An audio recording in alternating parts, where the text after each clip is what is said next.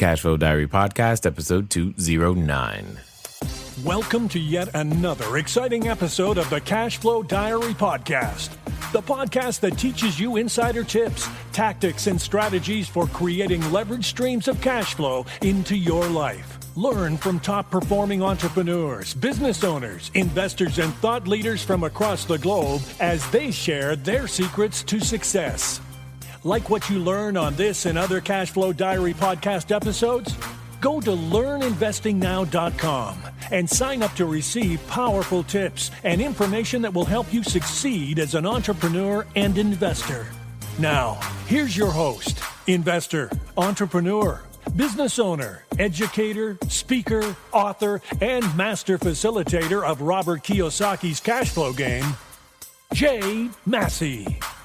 All right, and welcome to another episode of the Cashflow Diary Podcast. I am your host, Jay Massey, and I'm glad that you are here today because when it comes to building your cash flow, some things are hyper necessary.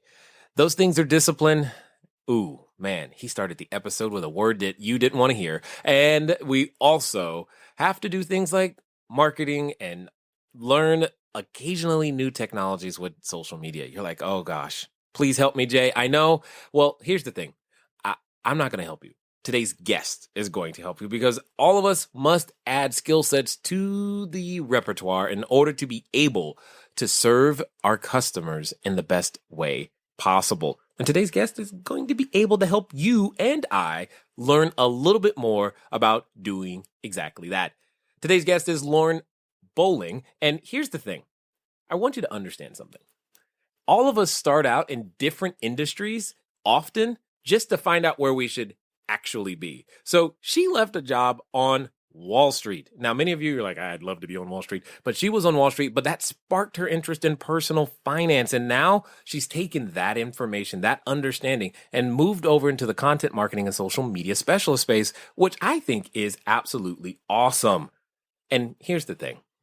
When you can take Wall Street and bring it down to Main Street, that's called you and I think that's a special gift. I think that's a special thing that should be celebrated and shared because you and I, we know we need it.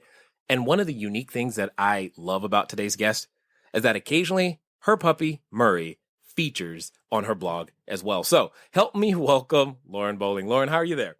Hey, I'm doing great. How are you? So far, so good. Now, is Murray with us today? Well, no. Murray passed away about a year ago. I have a new dog though. His name's Rue. He's not here. They don't let him come into the office. But he's my favorite. He's my favorite working buddy. But sometimes I'll be typing on my phone and he'll take his little paw, Rue will, and say, "Put the phone down, mommy, and come play with me." So that's always a nice reminder. No doubt. So, did he ever get to type an entire article? You should try that. See what happened, No, but I was painting my house this weekend and I actually got mad at him. I was like, why can't you help? Why don't you have thumbs? Like, you're just sitting there. Oh, well, I don't think you would like the help because the paw prints would end up everywhere you don't actually want them. Yes, exactly. So, what I tend to do is, I tend to ask some same questions. And this first one, you may not know, but don't worry. I promise you know the answer. I tend to think of, today's entrepreneurs, of which you are one, a lot like yesterday's superheroes. We have a lot in common with superheroes entrepreneurs. Occasionally we get dressed up. Sometimes we put on a cape and we think about wearing tights and a mask, going around saving people from, their own mess, using our special talents and abilities and skills, et cetera, et cetera. And I think entrepreneurs do the same thing. Also, like superheroes start out usually somewhere else other than where they are today. They have an origin story. They begin, maybe their planet explodes and they get shipped to another, universe or something, or maybe they get bitten by a spider. All of these things happen to them. My question is, before you were doing the content marketing, social media, and receiving all of these awards for your blog, etc., who is Lauren Bowling? Before I became a blogger, I was an actress. I have a theater degree. I moved to New York to pursue that. and ended up having to take a job as an assistant at a Wall Street hedge fund to make ends meet. New York is a very expensive city. I famously moved there with $300 in my pocket and like a suitcase. Nice. Love it. I worked there for about a year and a half. And while I was there, I was an absolute train wreck with money. That was kind of part of my origin story on the blog, is that I made a ton of money mistakes. I was addicted to shopping. I actually had to go to therapy for that. But working at the hedge fund, there were all these great financial role models, and they were doing really smart, kind of slick things with money. And it just, the people personally that I worked with, and they were just so open about talking about it, that it really sparked an interest in personal finance. And so for compliance reasons, I wasn't allowed to blog or have social media really while I was there. But when I left that job, that was one of the first things I did. Was I wanted to start writing about money and make it accessible in a way for millennials, and particularly, female millennials to read and relate to it. Now, you said something that I think resonates well. It resonates very, very well with me. You said you were a train wreck with money. And I often have been known to say that every master was once a disaster. So at the end of the day, it sounds like you've turned a weakness into a strength. Yeah, that's one of my personal mantras is, making lemonade out of lemons. And I didn't expect it to sort of turn out the way that it has in terms of what I'm doing on my blog, but for sure. And also the great thing about money is that, it is controllable because it's finite. So there's a little bit more that you can do with it because it is so within your control. Like you can make good decisions and you can pay off your debt and you can do the right things to put yourself ahead. And that's one of my favorite things about it, actually, is that it's not really too much up to anyone else. Aside from emergencies, it's really all up to you. Yes, indeed. And I definitely appreciate the amount of, that's what I meant by discipline, guys and gals, is that it's really up to us in a lot of ways. Because you and Lauren and I, we have something in common. We clearly have this habit, or had this habit of buying stuff. I like shopping too. I like shopping too. Let's just say that I'm on restriction from Nordstrom's and the Apple Store for quite some time, simply because I love those two places more than I should. But my question to you then, Lauren, is as an entrepreneur, would you say that you would be able to be successful if those things, first of all, weren't exposed and more importantly, dealt with? No, absolutely not. Especially as an entrepreneur and with cash flow being so uneven, staying on top of your finances, I find is incredibly critical. But then also sort of using my origin story to build this platform has also made me more successful as an entrepreneur. I run a content marketing and writing services business, and people who engage with me, I have all these samples of sort of content marketing pieces that I've written for businesses, but most everybody just likes to see my blog as sort of an example of my work and sort of what I know, which is great because it's something I do even if no one paid me. Indeed. Well, and this is the thing that I like about that, what you just said. Oftentimes we don't give ourselves credit for the history that we've already developed, or we feel as though if I'm not perfect, no one's going to want to engage with me. No one's going to want to let me help them because of all of these imperfections. But yet you're saying the exact opposite. You're saying it's because of my imperfections that I've gone through that actually creates the value, or the value that I can bring to you. Absolutely. And I also think, on the internet, when you're having a voice, people want to read about, the messy because that's real and people truly connect with that. So even though at first, I know the first year I was blogging, it kind of made people cringe, like my family and my friends, to read about all these things that I'd done with money that they didn't know had happened. Right. But now that it's out there, I'm having such beautiful open dialogues about finances and business that I don't think I would have been able to have had I not been honest in the first place. So did your mom call you and go, honey, people read that? Yes. or I can't believe you wrote that. Or, what would people think if they read that? And I'm like, well, that doesn't matter to me. I use sort of if I feel okay with it, if my gut feels okay with it, then I'll publish it. If I write something and I'm like, maybe I shouldn't have, then I'll take it down. But I'm the only person that I listen to in terms of what content goes up on my site. Well, and it sounds like it's working for you. And those are the things that I find uniquely interesting. So where does this, I think I'm right. This is the way that it needs to be. Where do you get that kind of courage and, more importantly, ability to stick to your guns? Where does that come from? I think I've always just been an incredibly headstrong person. And it's also been, I think confidence is, I really admire people who can just come out of the gate and be confident, but I'm much more of a person that my confidence, like trust, has to be built over time. And so once I started, in terms of blogging and connecting with people online, throwing things against the wall and seeing what stuck, then that sort of allowed me to make more intuitive and also data-driven decisions in terms of like what's going to work and what's not. But also my blog's more of, it's not so much from a best practice perspective. It's more of a diary of my financial mistakes, even my financial successes, like what I've done well, what I haven't done well. And I think that part resonates the most with people because, you deal with money your whole life. Is it acceptable to think that you're going to make absolutely perfect money decisions for 80 years? Absolutely not. And so I kind of keep that in mind that I'm not perfect. And I mostly just want to sort of encourage conversations and not necessarily come at it like this is absolutely what you need to do, because personal finance especially is incredibly personal and it's different for everyone. Indeed. So let's talk about what we tend to call that superhero moment. There has to be this moment in your story where you decide that, what I'm currently doing, working here, is somehow stifling, limiting me, etc. I can provide more value. And you have this moment where you go, what? Here's what I can do. And more importantly, I'm going to do it and actually ask people to pay me for it and see what happens. Tell us about that transition period. So I'm a baby entrepreneur. I just started working for myself this past April 2015. I had been working in content marketing for about 3 years up until that point, and I realized that I wasn't learning anything new.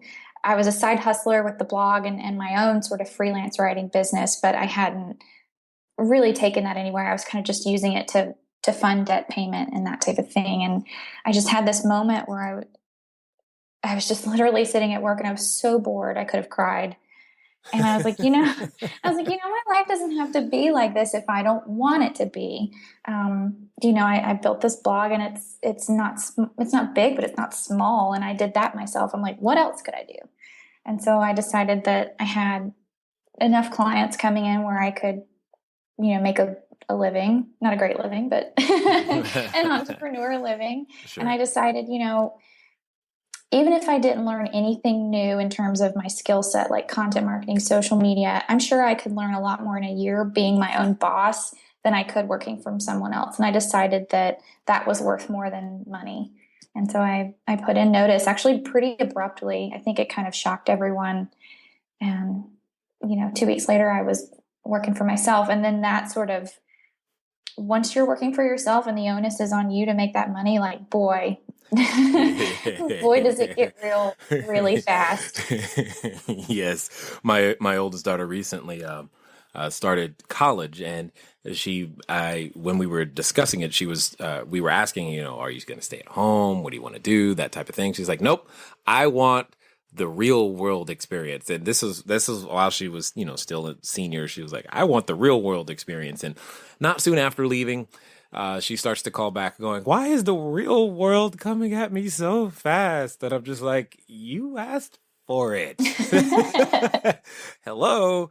And that's exactly what you're talking about. I mean, you go from, I just show up. I know 2 weeks from now I'm going to get paid to, hey, I could do nothing today, but if I do nothing today, I might still want to eat 6 months from now. So I got to do something. What do I do? And all of those reality checks start to hit you in a very, very real way. So talk to us a little bit about that, because I know there's a number of people listening who are contemplating making your decision that you have just made. What were some of those initial things that you were like, oh my God. But once you got there, because occasionally sometimes we hype things up in our head that are way bigger than they actually are. And you're just like, oh, okay, that wasn't so bad. Yeah, I'm glad we're discussing this because I think a lot of writing and podcasts and videos geared towards, being an entrepreneur sort of glamorize it. It is not glamorous working for yourself. I think there's like maybe 2% of people who are really motivated and really great at setting up structures and processes for themselves that make them successful, work from home entrepreneurs. And I thought I was going to be one of those. I'm very organized. I'm always on time with deadlines. Sometimes I get things done early. But when I became my own boss, I started struggling with productivity. Because I had been side hustling and being a freelancer, I had a lot of processes that were very casual that wouldn't necessarily work for someone who needs a full-time income or needs to run a legitimate full-time business. And so those were a lot of things that I struggled with. I also struggled a little bit with, I think what they call business depression. I was used to working in an office and having these really close relationships with coworkers. And then, you work from home and you work by yourself and a day goes by and the only person you've seen is your mailman and your dog. And you get like very lonely and those things kind of all lump into it. And you realize like, I love what I do and I love working for myself, but I'm not quite as happy as I used to be. And so a lot of me being my own boss has been examining sort of what do I need to make myself successful. And so I've forced myself to network more. I'm working from a co-working space. So I get out of my house and I actually do things that day. And that's been things I never would have known had I not made the leap. So there's like good and bad to it, but there's definitely sort of this, I don't want to discourage anyone because I love being an entrepreneur, but there is definitely things about it that you need to know beforehand. Well, yeah.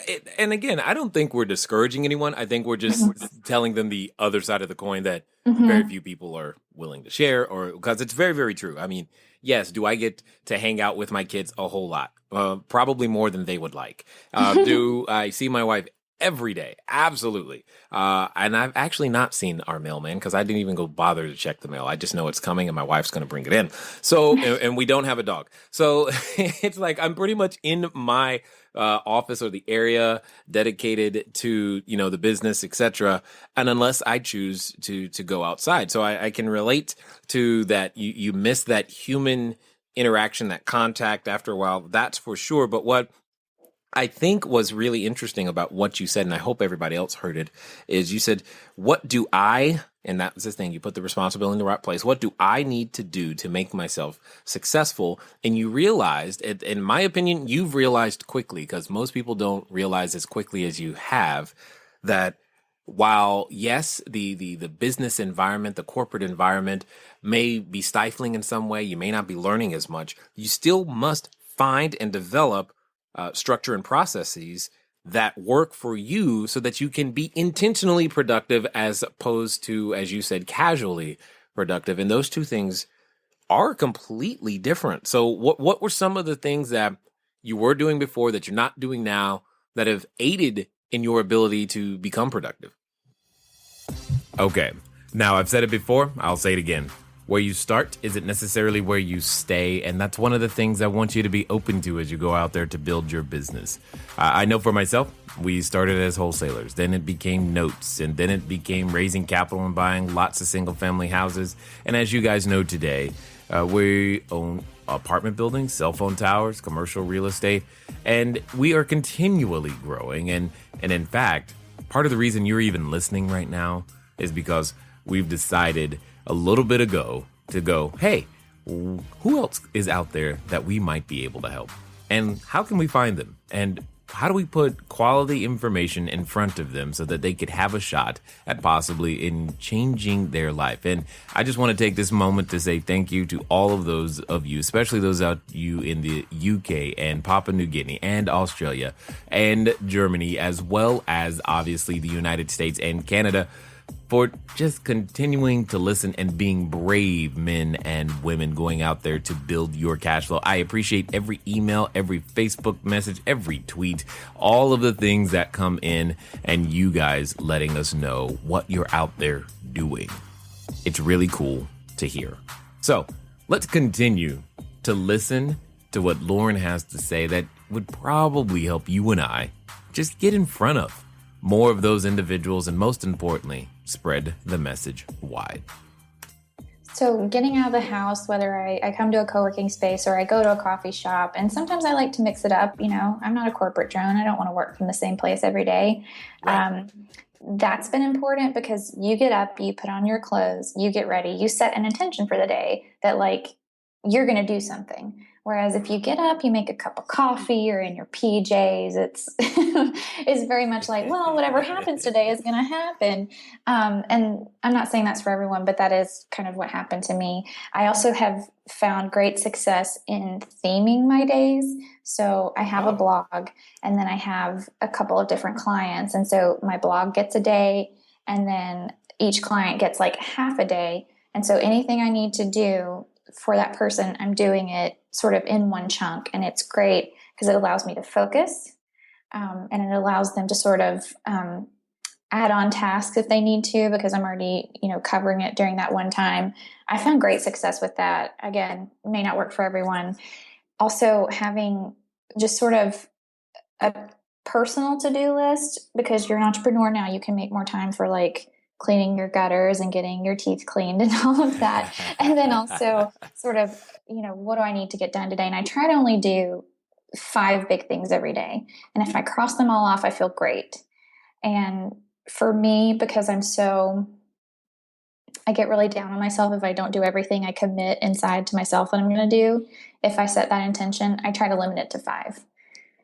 Any more than that, if it doesn't get done, then it kind of sours the day for me. So just learning little things like that about how I work. I'm a morning person, so I have to get up early if I want to add anything extra, like working out. That's important. That's interesting. No. I think that's interesting because it sounds like there's a lot of self-learning that has happened in what I would call a very relatively short period of time. And to know that when your, circadian rhythms are working best for you is one of those key things, especially when you have so much freedom and control. It doesn't mean that you don't need structure and processes.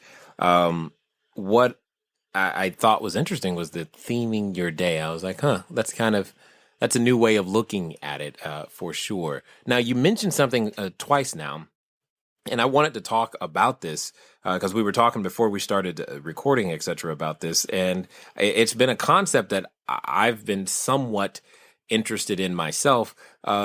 Share with us, if you will, a little bit about this whole co-working space.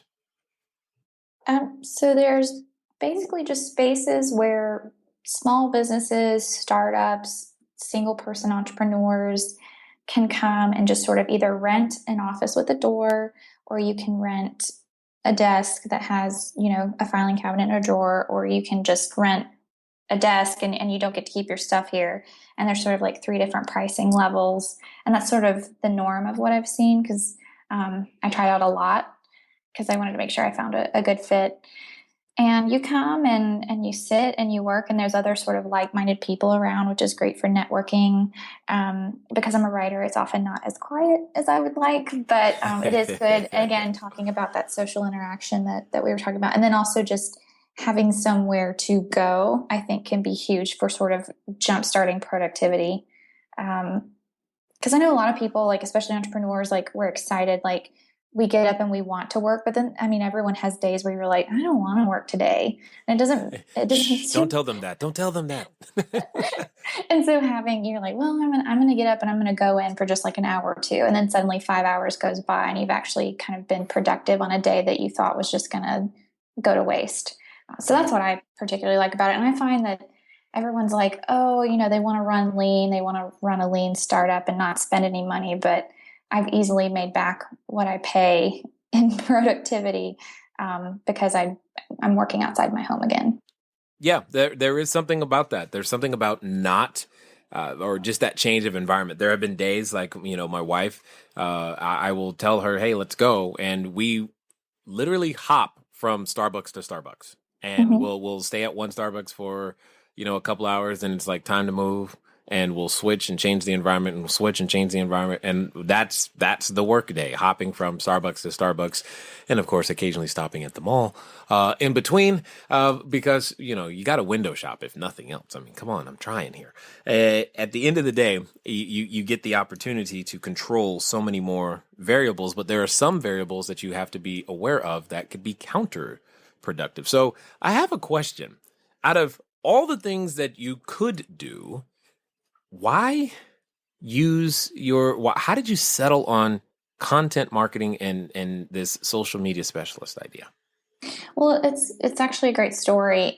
So I was an administrative assistant at this hedge fund on Wall Street. I worked all through college as an administrative assistant for various doctors in Birmingham, Alabama, which is where I went to school. I didn't have a skill set when I, left my Wall Street job and I moved back home. I was very much doing the whole quarter life crisis thing where I didn't know what I wanted to do or who I wanted to be.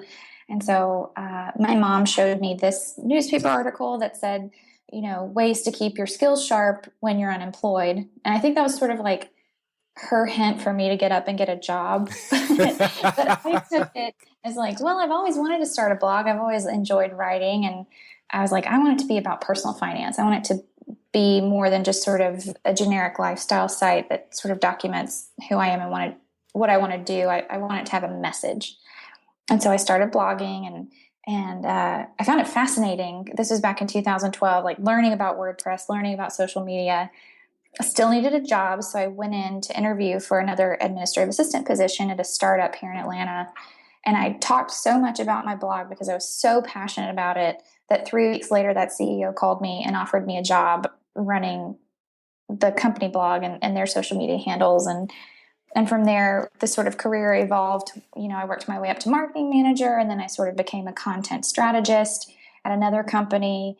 And it was really, really great because I was able to get a whole new career. I didn't have to go back to school, and it was all sort of off this thing that I built. So I'm really, really proud of that. Yeah, that's awesome. I like it. I like it. And we should give a shout out to moms for dropping very, very large hints that they often do. Thank you, moms. So tell us, I guess, if you will, about that first client experience, the first time you're like, hey, you're asking to be paid for this specific skill set. Well, I got very lucky because I was working at that startup as a content social media manager. I worked on staff with a graphic designer, and she was side hustling and had clients. And one day she said, "Oh, a client needs copy for their website. Do you want to do it? I'll pay you for it." And I was like, yeah, I do. I do want to make more money. So that started, and from there, that client became a repeat client. Word of mouth kind of spread. I set up a baby website for my writing services. I advertised it on my blog that I would take, additional projects. And so from there, it kind of just grew. I recently paid off $8,000 in 90 days purely from side hustling. I would say like 90% of it was just money I made ramping up my side hustle, beating those bushes and saying, "Hey, you need some writing done? I'll do it." Nice. And I took a lot of projects for a lower amount than I normally charge, but I was very motivated to pay off the debt very quickly. And so that strategy was very useful to me. Indeed. I like it. I mean, you've taken you didn't go to school for writing, right? No, I didn't. I've always been interested in it. I took a couple of creative writing workshops, but no formal background in it at all. And it's definitely something I've gotten better at because I've had, 3 years now of practice. I'm a much better writer now than I was in 2012, and hopefully I'll continue to grow and get better in that respect. Yeah. You shouldn't get worse. That would be bad. So and here's the thing that I like about it is you like you said, you didn't have to go back to the school. You didn't go through the traditional schooling education or formal education, if you will. It's more vocational learning by, seat of your pants type of thing. So now that you've got this content marketing and social media going, what's it like in the process of actually adding new clients and learning how to go find them, attract them, and going through that process? I do a lot of cold emails to companies in sort of the financial services, healthcare, technology, because that's primarily what my background has been in the last 3 years. And I say, hey, you followed me on Twitter, or I followed you on Twitter, and I was just, wanting to talk to you. Do you need any help with your writing? Here's my website. I've attached a couple of white papers that I've written that I think fit well. It's a cold reach out, but it's sort of a researched cold reach out. You can tell very quickly looking at someone's website whether they have hired a professional writer or not, or if they have an active blog and social media. And now, because a lot of small business owners and entrepreneurs, they're so inundated, they love outsourcing that stuff. And a lot of people, it's hard for them to write if they don't love writing. I think writing can be a very powerful asset, but I understand how hard it is for people who don't have an interest or think they're bad at it. So think they're bad or have proven they're bad. Which is it? I'm not sure. Everyone I've met or that I've worked with, they'll send me things and to sort of clean and tweak, or is like a concept that they want to include in what I'm writing for them. And they'll say, oh, I'm such a bad writer, triple check this. And it's actually not bad. I don't think people are as bad as they think they are. But then I have met a couple of truly terrible writers. I think with writing, when it's bad, it's really bad. And when it's mediocre, it's passable, but I think most people feel they're worse writers than they actually are. That's interesting. I probably would be in that category because we've slanted towards video and audio. That tends to be easier for me personally. And then we take those videos and audios and turn those into our articles, etc. Because if you had me staring at a blank piece of paper, I'd be staring for quite some time. But put me in front of a microphone and suddenly words spring to life. They come right out and I'm like, this is what we need to say. Don't even understand how that works. So who is that typical person that you tend to work with, etc., and share your special talent? I work with a ton of startups, small businesses. Typically the big corporations, they prefer to have a copywriter and social media person in-house. And I don't know, I have this business and client work's probably about, 60 or 70% of it, but my blog does generate, a nice income. I rent out rooms in my house. I have this sort of diverse income pie, and I like it that way because when things shift, I don't have to sort of panic. Right. If I lose a client, it's not great, but it's not the end of the world. And I've taken great pains to sort of make sure that it's even and it's diverse. And because I'm an anxious person, I like things to be a certain way. Understood. But people who have a need, I think everyone needs a professional writer. I think it makes your business at least look and sound and feel a lot more legitimate. Particularly, I do a lot of B2B writing, not so much B2C, but finance, healthcare, technology, those are sort of my wheelhouse. Finance because I'm a personal finance blogger, and then healthcare and technology because that's just where I've ended up the last few years. I think that's interesting. Your what do you call it? Diverse income pie? Is that what you said? Mm-hmm. Yes. Yeah. Diverse income pie. Yeah. I kind of like that. Because you're not relying on any one skill set or any one way to create value. And I heard a little bit of a real estate play in there. It sounds like if you're renting out rooms inside where you're living. Did I hear that correctly? Yes, you did. I bought a house 2 years ago, and my brother rents a room for me, and then we occasionally have a third roommate rotate in and out.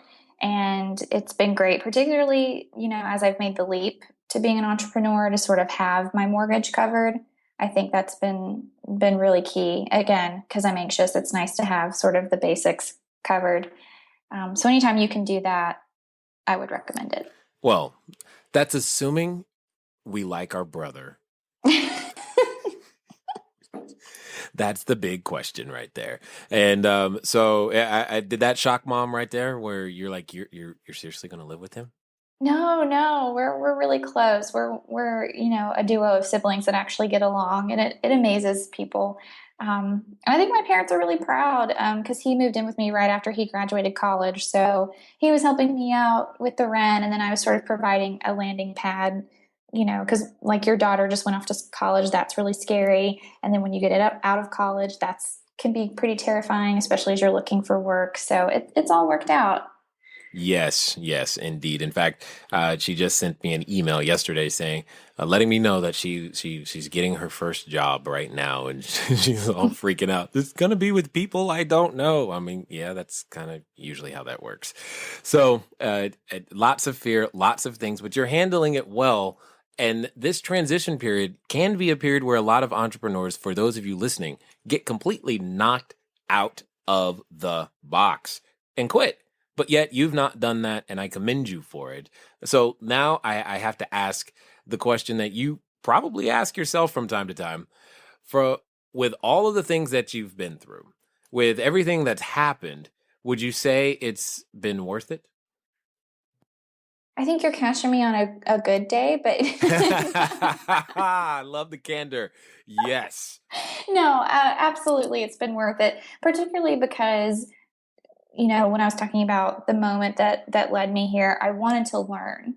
And if we look at it purely from that perspective, I have learned a whole hell of a lot in the last, 5-6 months.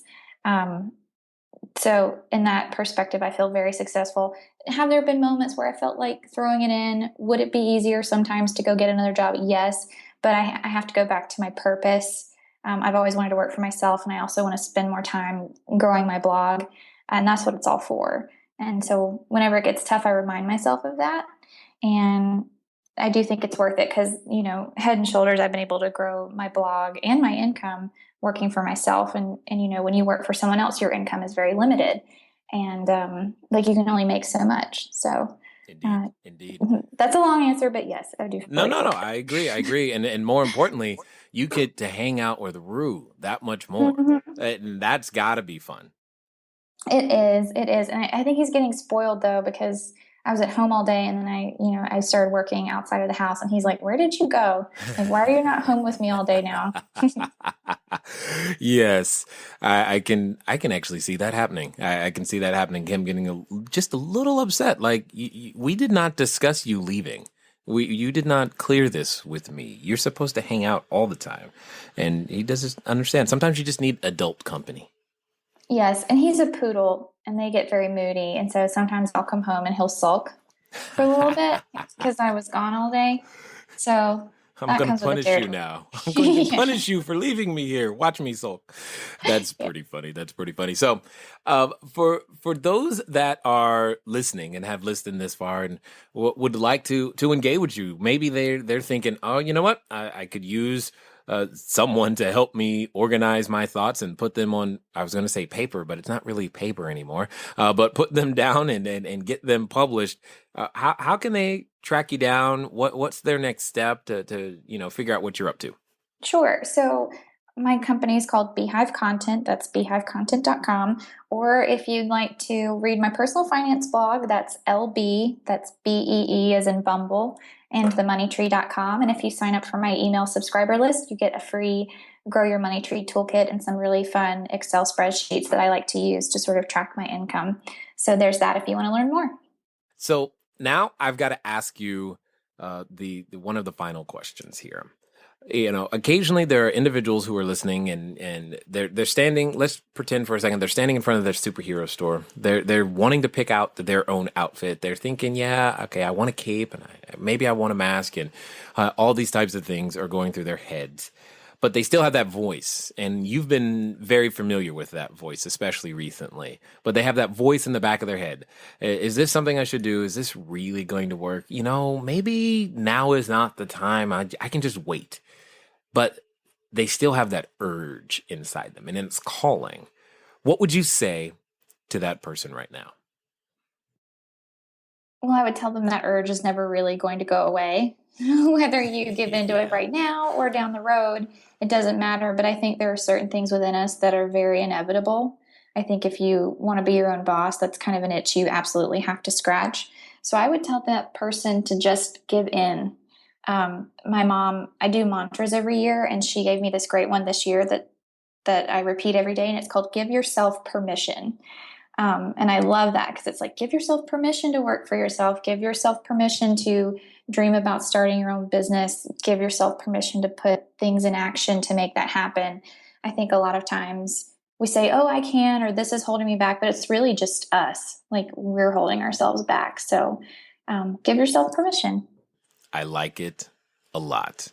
Sometimes that permission is just simply give yourself permission to step into the greatness that I believe you were born to be and go out there and share it with the world. So I definitely appreciate you, Lauren, giving yourself permission to not only be here, but share with us your story and all of the details that go along with the transition and just being the awesome person that you are.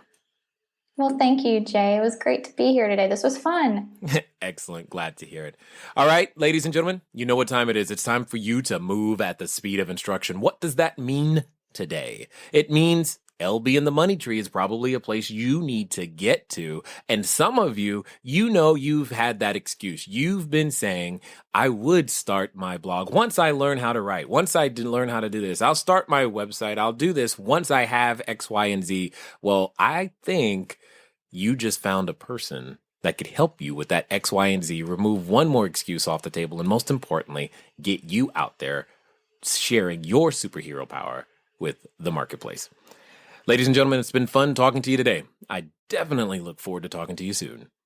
Until next time.